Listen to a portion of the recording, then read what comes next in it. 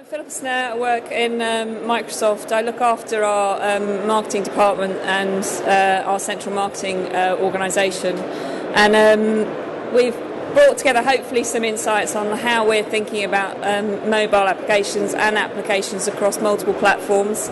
And also how to think about multiple screens. So this isn't just about mobile, just to set your expectations. But before I kick off, I'd really like a bit of understanding who I'm talking with. So if I ask a few questions and just get your hands in the air. So how many of you are kind of B2B type marketing interested rather than B2C? And then is it fair to say the others are B2C? A bit of both.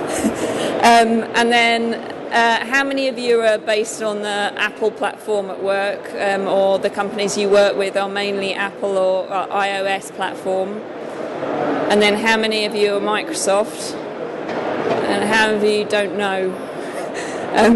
Okay, so we've got kind of a few more Microsoft than Apple, which is very unusual, so thank you for that. And then finally, how many of you are actually in the mobile or the DM world and come across, because this is your world, or how many sorry, too many questions. How many are you in the direct marketing and mobile world? Okay, and then how many of you are here because you're interested in what apps and that can do for your world? Okay, so that's a bit of a split. Okay, so I've got a bit of a better understanding of who I'm talking to, so thank you for that. So I thought what we'd start with is we'd have a willing victim or volunteer, and we'd ask them to come up and work with my able-bodied assistant here, Martin Beebe. Wave. He is technical, but he did wash today, and so you can sit next to him. However, there's not such strong internet connection, so we're going to try something out here. It may or may not work. Forgive us if it doesn't work. But we wanted to try and prove a theory wrong or a misnomer wrong. So Martin, while I'm talking, is going to build an app and then demo it at the end of this session using something that he's built himself called Zip App, which I'm hoping is going to dismay the myth that you have to have thousands of pounds and hours of developer time to build an app for your business or for your marketing campaigns. So instead of having a willing victim volunteer, we had a pre-planted one that we spoke to earlier. Duncan, can you stand up? Duncan is from Sage. We grabbed him because he just happened to be the first person coming in and obviously very eager. There's a learning. And we've asked him to give us some feeds, a Twitter feed, some website URLs from Sage that are pertinent, a Facebook feed, that sort of thing. Using just those feeds, Martin, by the power of the interweb, is going to build an app while I talk, and then he'll display it at the end if it works. If it doesn't, we'll pretend it's worked and then show you one that we built earlier, but it was nothing to do with Sage. But the theory still works, but we're kind of hoping it might work. So we're trying to make this a kind of at least something that at the end of this, if nothing else, you walk away with a really useful URL that you can go and really impress whoever it is back in the office or at home, where you can show that you can build apps too. Hopefully that'll be useful. So I wanted to talk first of all about how we're seeing, and certainly I'm seeing, marketing in the UK at the moment. It's obviously a huge market, a very competitive market. There's a lot of people trying to offer different types of services, different types of engagement opportunities for us to creatively think about how to get involved in conversations with our respective partners and customers. And that can be confusing, but it's also an enormous opportunity. There's an incredible diversity of the businesses that we still have in Britain, and certainly from a Microsoft perspective, how many that we want to try and support in making their businesses successful. So across different industry types, whether you're trying to make profit, whether you're someone that's a not-for-profit organisation, all the way through to a one-man band starting up, we want to be able to provide as many opportunities as possible for those companies, and we don't think it's fair to say that you have to have thousands of pounds to spend to be able to take advantage of those opportunities. It also means that there's multiple career paths, and the whole job landscape is changing enormously, certainly in the marketing context, where people are 10 years ago there was specialism in mobile marketing.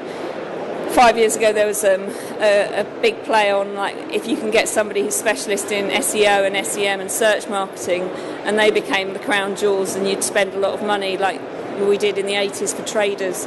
And so the marketing mix of talent and skills is becoming richer, but it's also becoming really delineated. There are people who specialise in different types of marketing in different channels. And that's creating a huge investment into the UK. It's one of the few industries that is still growing incredibly fast, and it's bringing people and intelligence into the UK, which is a good thing for the government.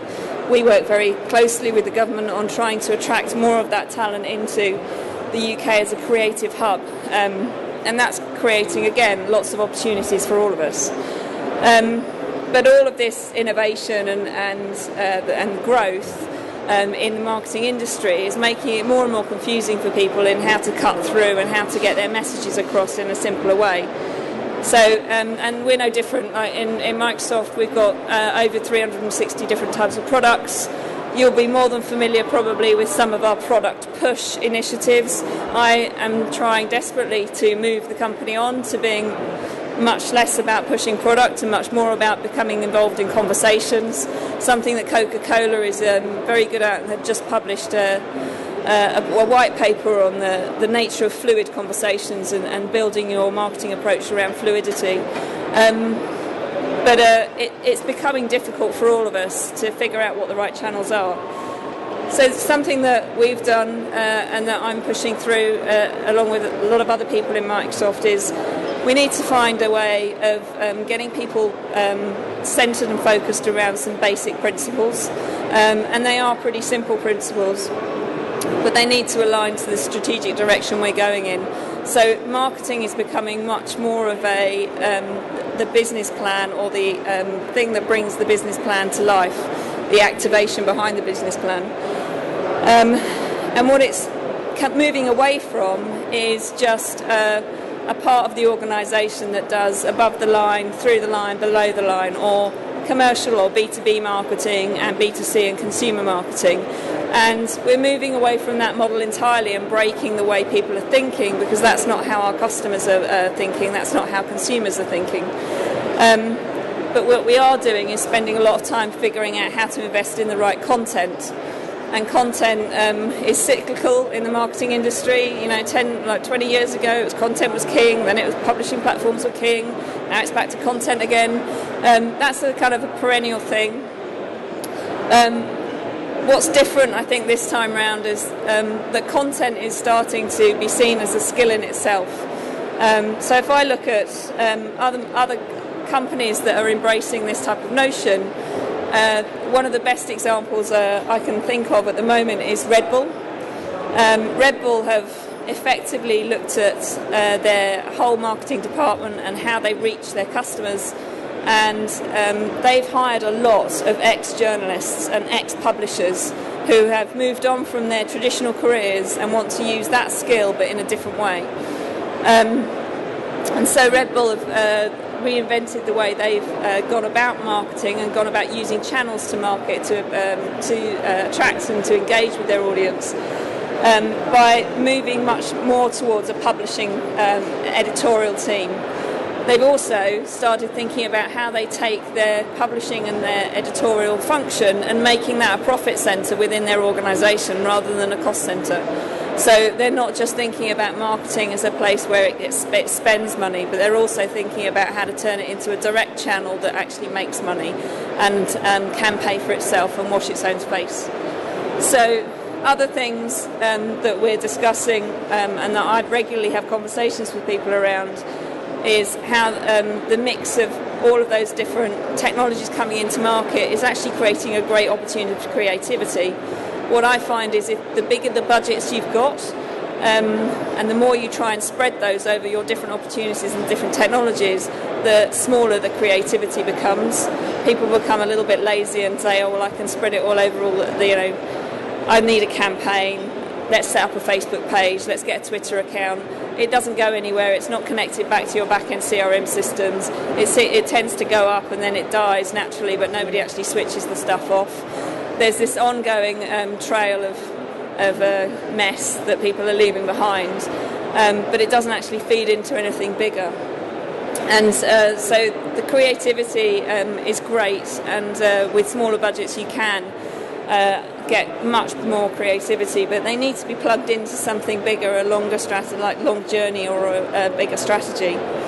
Another example of a company that's turning itself on its head in how it's marketing is CocaCola. I spoke earlier about CocaCola launching this white paper about fluid conversations.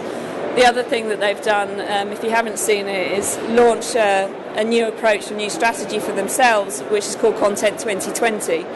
And so they're much more interested in figuring out what content is relevant to their brand, and whether that's content that they might own and publish, or it might be content that's already out there and that they just feel is the right conversation to be involved in when it comes to their brand values. So if it's around family or happiness or going out and doing things together, which are some of like Coca-Cola's core tenets, as long as it ticks those boxes, even if it's a content or conversation that other people are having, they want to figure out a way to attach their brand to that. So they're not thinking that they have to be the sole producer of the original content. Another strong theme coming through is video strategy. I've sat down now with a lot of people who are taking me through and talking me through a video strategy. I mistakenly thought video is just another thing like mobile. It's when we first got everyone to go online. Then they said, oh, we just need to take what we've built online and push it onto a mobile. Then it's like, oh, and then when it's not about mobile anymore, it's about video. So how do we convert all that stuff onto videos, like snippets that we can put on YouTube? I was thinking about it like that. I'm wrong, I think. A lot of people are now thinking that their video strategy should be like an editorial published magazine. They should have a regular rhythm of interesting and potentially viral pieces of content that they're showing through a medium like video, because it's easier to consume, it's easier to snack on. You can get a bigger impact in a very short period of time.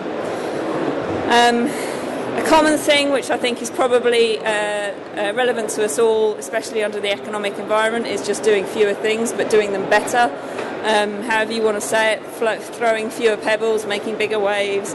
But really thinking about how many things do you need to do to get the cut through that's going to work for your proposition or the conversation that you want to be involved in. And then understanding, and this is the emerging but the very current one and relevant to why we're here today, understanding what screen plays what role in people's lives. We've done a lot of work around trying to understand, instead of making that mistake like we all did when we started building websites, and then mobile, everyone said, oh, that's got to be available on mobile, so we just tried to make it smaller. And we just took all the same stuff that we've got on the website and just tried to make it consumable in a tiny screen. Actually thinking more smartly about what role does each screen play for people, and that's where apps become a pivotal part of that strategy.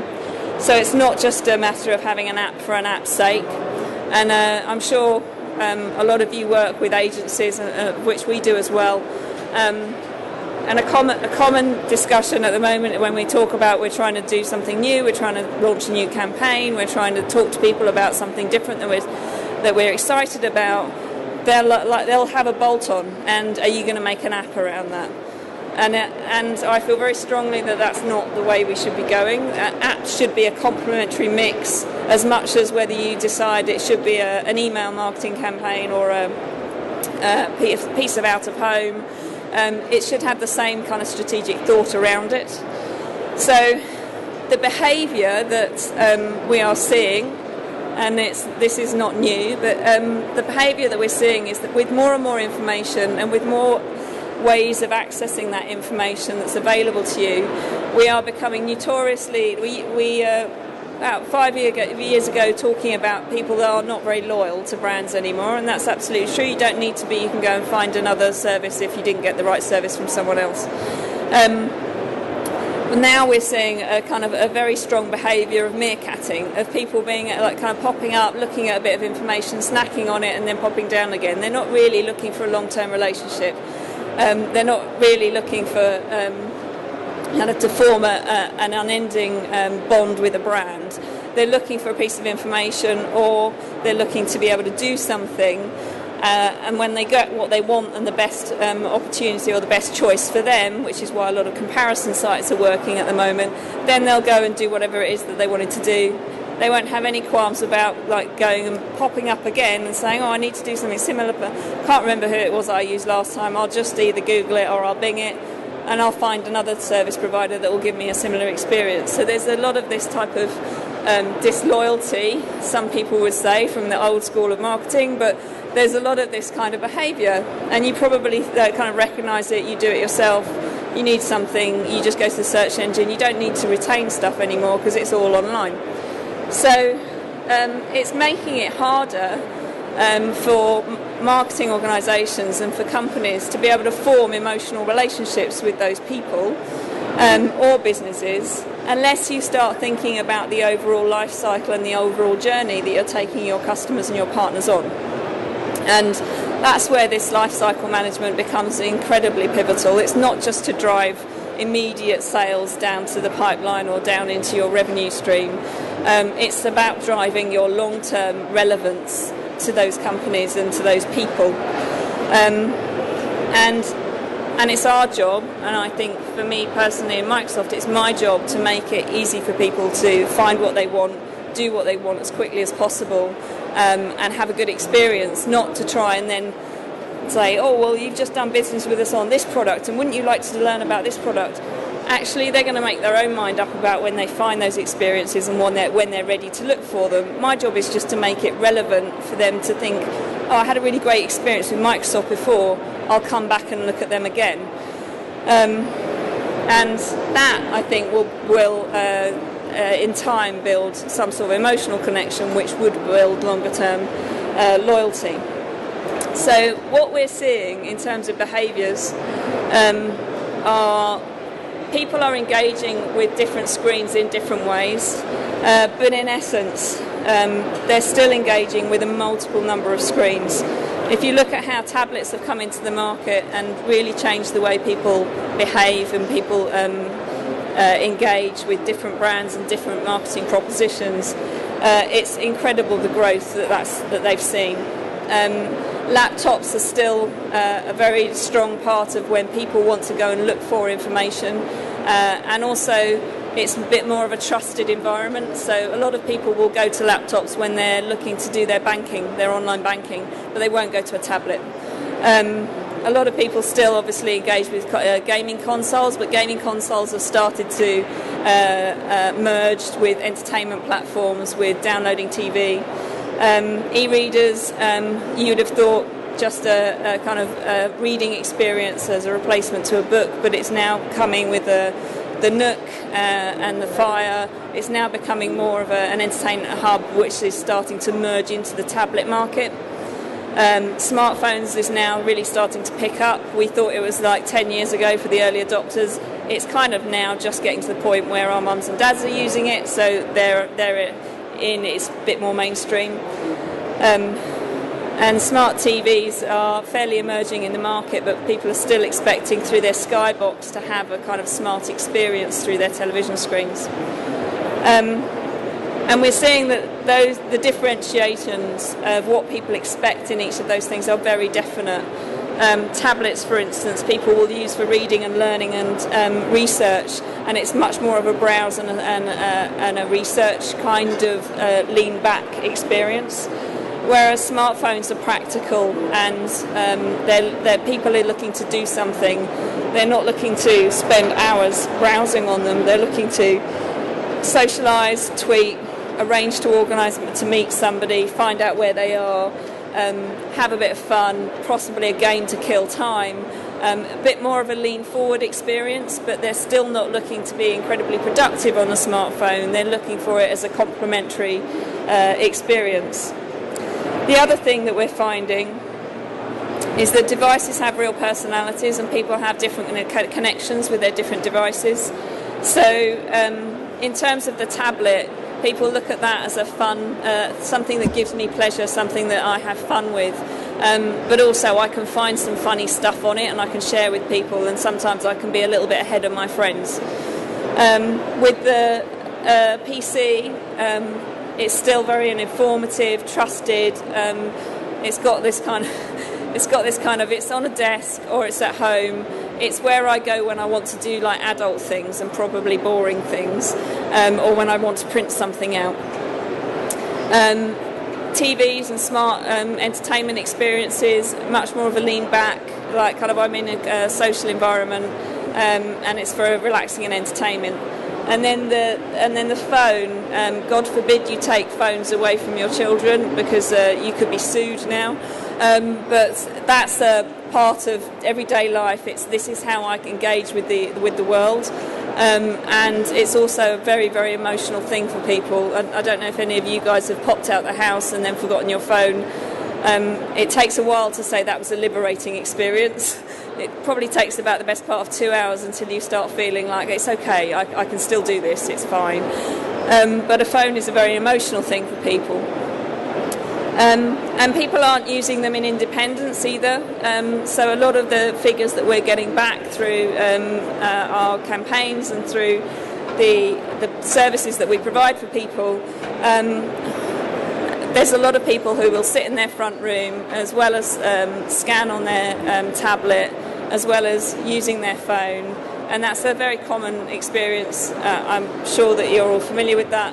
For those of you who've got teenage children, you'll also be familiar with the fact that you'll probably be sitting at the dinner table, if ever anymore, but you'll be sitting somewhere with your kids and they'll be talking to you on Messenger, even though they're in the same room as you, because that's just their preferred way of communicating. Or if you want to engage with them on something that they're doing, you could post it on Facebook and you're more likely to have a response from them quicker than if you ask them.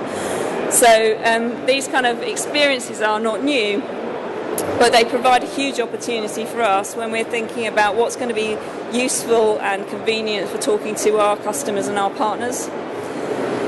So apps that people will be familiar with, and like the common sense apps that you'd say, yeah, okay, I get that side of things if you've got the kind of money to spend. But if you look at the £1 Million Drop or the XFactor experiences, where they're building in apps to their TV viewing at the time of the TV show, they're getting a huge amount of people engaging while their show is on. 5.4 million gameplays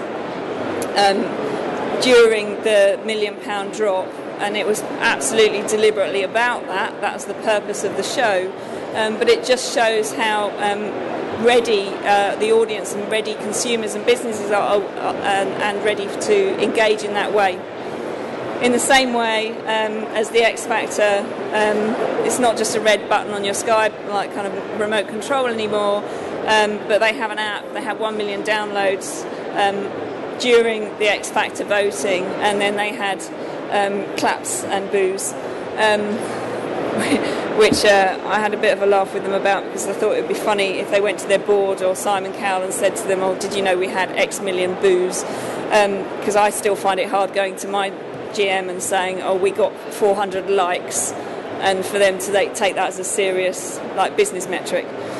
However, it goes on because it really helps you create a deeper level of engagement, and it's not just in terms of TV. You can see there's plenty of examples out there where Facebook has integrated apps into that experience, websites, and for us we've also tried to include apps in terms of the games that we launch on Xbox to keep people engaged. So even when they're not playing Xbox in their console environment, they're still comparing points, or they're sharing points with their friends on their mobiles or on their tablets, so that we're keeping people at every point when they're using a different device and a different screen engaged with that topic. So Oh, have you done?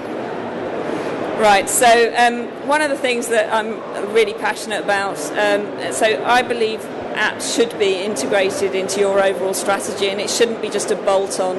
If you have agencies coming to you, and if you are an agency, I'm sorry, but if you go to your customers and say, oh, and you should have an app with that, then really ask the question why. What are your consumers, or what are the businesses doing, and what are the moments in time which would be useful for those businesses to have an app? Where would they be? What would they be doing? How would that enhance their overall experience with your customer, with your product, or with your brand? And build it into a deeper level of strategy that's about a continuous engagement or a continuous conversation. But it doesn't have to be expensive, and you don't have to have thousands of pounds to build one. And I'm hoping that we're going to prove with Martin that that's the case. So Martin's going to come up and demonstrate. Do you want to do it here? Just give me a cable. Just give me a cable. Right. It's a bit wibbly. It's kind of bent. Technical here. Cheers. Right, so over the last sort of 30 minutes or so, hopefully we're going to be able to get some kind of signal from this.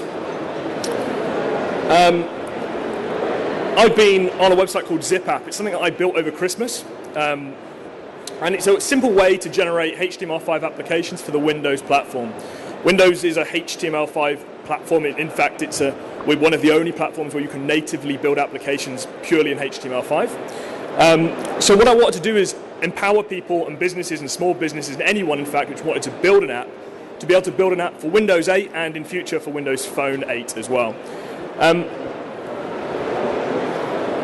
Wow. Okay, so it's just a website, zipapp.co.uk. It's still very much in beta.